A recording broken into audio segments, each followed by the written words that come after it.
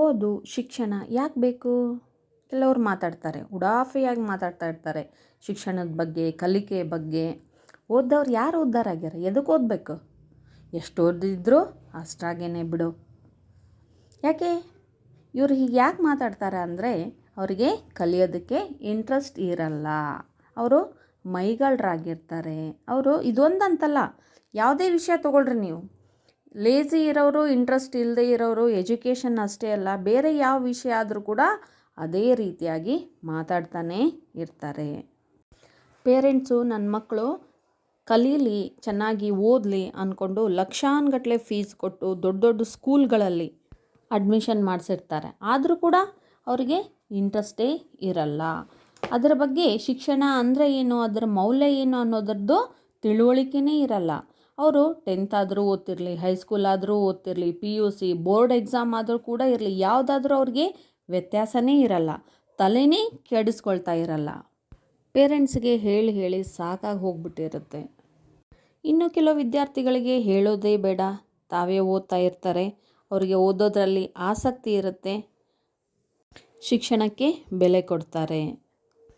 ಒಟ್ಟಾರೆಯಾಗಿ ಹೇಳಬೇಕಂದ್ರೆ ಶಿಕ್ಷಣ, ಕಲಿಕೆ ಎನ್ನುವಂಥದ್ದು ಜೀವನದ ಮುಖ್ಯ ಘಟ್ಟ. ಆದ್ದರಿಂದನೇ ಹಿಂದಿನ ಕಾಲದಲ್ಲಿ ಒಂದು 4 ಆಶ್ರಮಗಳನ್ನು ಮಾಡಿ, ಬ್ರಹ್ಮಚರ್ಯ ಆಶ್ರಮ, ಇದರಲ್ಲಿ ಕಲಿಕೆಗೆ ಹೆಚ್ಚು ಮಹತ್ವವನ್ನು ಹಿರಿಯರು ಕೊಟ್ಟಿದ್ದರು. ಅಷ್ಟೇ ಅಲ್ಲದೆ ಒಂದು ಗಾದೆನೇ ಇದೆ, ವಿದ್ಯೆ ಉಳ್ಳವನ ಮುಖವು ಮುದ್ದು ಬರುವಂತಿಕ್ಕು, ವಿದ್ಯೆ ಇಲ್ಲದವನ ಬರಿ ಮುಖವು ಹಾಳೂರು ಹದ್ದಿನಂತಿಕ್ಕು. ಒಟ್ಟಾರೆಯಾಗಿ ವಿದ್ಯಾರ್ಥಿಗಳು ಕಲೀಲಿ, ಕಲಿಕೆಯ ಮಹತ್ವವನ್ನು ತಿಳ್ಕೊಳ್ಳಿ ಅನ್ನುವಂಥ ಉದ್ದೇಶದಿಂದ ಈ ವಿಡಿಯೋವನ್ನು ಮಾಡಲಾಗಿದೆ.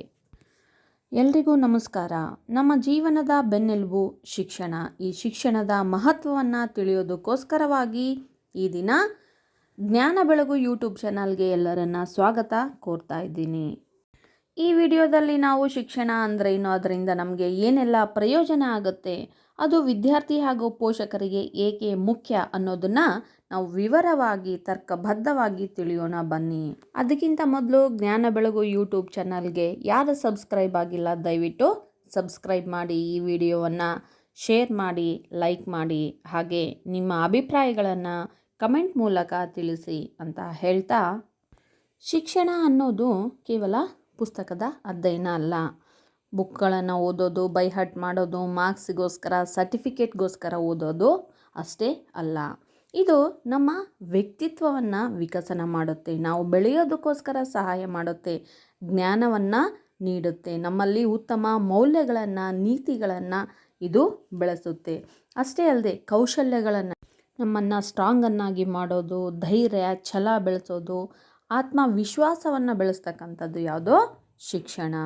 ಇದು ಅಕ್ಷರಗಳಿಂದ ಪ್ರಾರಂಭವಾಗುತ್ತೆ. ಅಕ್ಷರಗಳನ್ನು ಕಲಿಸೋದ್ರಿಂದ ಹಿಡಿದು ವಿಜ್ಞಾನ, ಗಣಿತ, ಸಂಸ್ಕೃತಿ, ಕಲೆ, ಪ್ರತಿಯೊಂದರ ಬಗ್ಗೆನೂ ಕೂಡ ಏನು ಮಾಡುತ್ತೆ, ಇದು ಹಂತ ಹಂತವಾಗಿ ವ್ಯಕ್ತಿಯ ಬೆಳವಣಿಗೆಯಲ್ಲಿ ಸಹಾಯ ಮಾಡುತ್ತೆ. ಯಾಕೆ ಕಲಿಬೇಕು, ಶಿಕ್ಷಣ ಯಾಕೆ ಬೇಕು, ಅದರಿಂದ ಏನು ಉಪಯೋಗ ಅನ್ನೋದಾದರೆ, ಮುಖ್ಯವಾಗಿ ಶಿಕ್ಷಣವನ್ನು ಪಡೆಯೋದು ಯಾತಕ್ಕೋಸ್ಕರ, ಈಗಿನ ಕಾಲದಲ್ಲಿ ಉದ್ಯೋಗಕ್ಕಾಗಿ, ಕೆಲಸಕ್ಕಾಗಿ. ನೀವು ಕೆಲಸ ಮಾಡಿದ್ರೇ ಜೀವನ ನಡೆಯೋದು.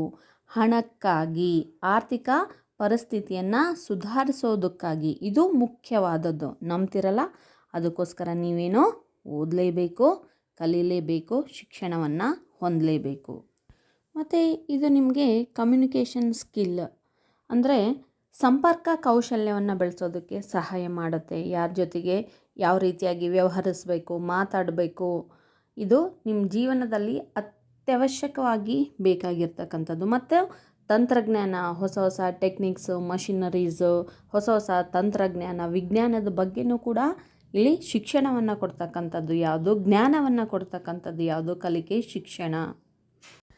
ಶಿಕ್ಷಣದಿಂದ ನೀವು ಜೀವನದಲ್ಲಿ ಸಮಸ್ಯೆಗಳನ್ನು ಎದುರಿಸೋದಕ್ಕೆ ಸಹಾಯ ಆಗುತ್ತೆ, ಧೈರ್ಯ ತುಂಬುತ್ತೆ, ಬುದ್ಧಿವಂತಿಕೆಯನ್ನು ಹೆಚ್ಚಿಸುತ್ತೆ, ಇದು ಡಿಸಿಷನ್ ತಗೊಳ್ಳೋದಕ್ಕೋಸ್ಕರ ಹೆಲ್ಪ್ ಮಾಡುತ್ತೆ.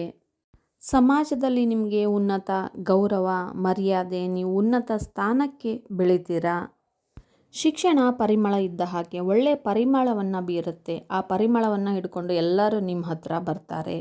ಇದು ಸಿಹಿ ಇದ್ದ ಹಾಗೆ, ಸಿಹಿಗೆ ಇರುವೆಗಳು ಹೇಗೆ ಬರುತ್ತೋ ಅಷ್ಟು ಹಾಗೆ ಜ್ಞಾನಕ್ಕೆ ಬೆಲೆ ಇದೆ. ಆದ್ದರಿಂದ ದಿನನಿತ್ಯ ಓದುವಂಥ ಅಭ್ಯಾಸವನ್ನು ರೂಢಿಸ್ಕೊಳ್ಳಿ. ಹೊಸ ಹೊಸ ವಿಷಯಗಳನ್ನು ಕಲಿಯಿರಿ. ಆಸಕ್ತಿ ಇರಲಿ, ನಿಮಗೆ ಕುತೂಹಲ ಇರಲಿ ಓದೋದ್ರಲ್ಲಿ. ನಿಮಗೋಸ್ಕರ, ನಿಮ್ಮ ಜೀವನಕ್ಕೋಸ್ಕರ, ನಿಮ್ಮ ಯಶಸ್ಸಿನಿಗೋಸ್ಕರವಾಗಿ ನೀವು ಕಲಿಯಿರಿ. ಹಿರಿಯರು ಮಾತುಗಳು, ಅನುಭವದ ಮಾತುಗಳು, ಅವರ ಮಾತುಗಳನ್ನು ಕೇಳ್ರಿ. ಹಾಗೆ ಪೇರೆಂಟ್ಸ್ ಆದವರು, ಪಾಲಕರು, ಪೋಷಕರು, ಶಿಕ್ಷಣ ನಿಮ್ಮ ಮಗುವಿನ ಉಜ್ವಲ ಭವಿಷ್ಯವನ್ನು ನೀಡುತ್ತೆ. ಆದ್ದರಿಂದ ಶಿಕ್ಷಣಕ್ಕೆ ಅವ್ರಿಗೆ ಪ್ರೋತ್ಸಾಹಿಸಿ. ಮಕ್ಕಳಿಗೋಸ್ಕರ ಆಸ್ತಿಯನ್ನು ಮಾಡಬೇಡಿ, ಮಕ್ಕಳನ್ನೇ ಆಸ್ತಿಯನ್ನಾಗಿ ಮಾಡಿ. ಅವರ ಕನಸುಗಳಿಗೆ ಬೆಂಬಲ ನೀಡಿ, ಸಹಕಾರವನ್ನು ಕೊಡಿ. ಅವರಲ್ಲಿ ಯಾವುದರಲ್ಲಿ ಆಸಕ್ತಿ ಇದೆಯೋ ಆ ಕಲೆಯನ್ನು ಮುಂದುವರಿಯೋದಕ್ಕೋಸ್ಕರ ಬಿಡಿ. ನಿಮ್ಮ ಒತ್ತಡವನ್ನು ಮಕ್ಕಳ ಮೇಲೆ ಹೇರಬೇಡಿ. ಅವರ ಮನಸ್ಥಿತಿಯನ್ನು ಕೂಡ ತಿಳಿದುಕೊಳ್ಳಿ ಅಂತ ಹೇಳ್ತಾ ಧನ್ಯವಾದಗಳು. ಶುಭವಾಗಲಿ.